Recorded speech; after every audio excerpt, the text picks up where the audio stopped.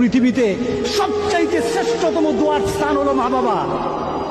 ওই মা বাবা যদি হাত পাতে আরশ পর্যন্ত পৌঁছে যায়, ওই মা বাবা যদি বদদুয়া করে, পৃথিবীর সব তীর, সব টার্গেট মিস হতে পারে।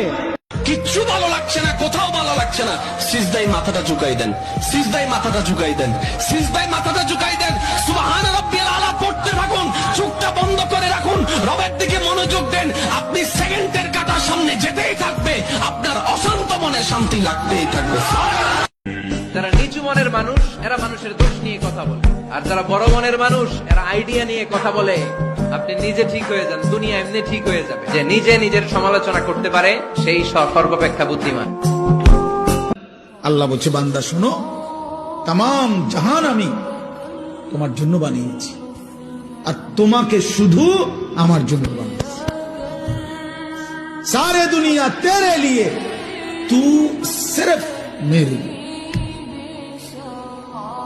সির্ফ কি মেরে লিয়ে, তুমি শুধুই আমার জন্য। তুমি আমার সেজদা করবা, তুমি আমার গোলামি করবা, তুমি আমার বন্দিগি করবা, তুমি আমার হুকুম পালন করবা। আমি আল্লাহ ওয়াদা দিলাম তোমার দুনিয়ার জরুরত পূরণ করব, আখিরাতের জান্নাতও দিয়ে দেব। আমাইয়াত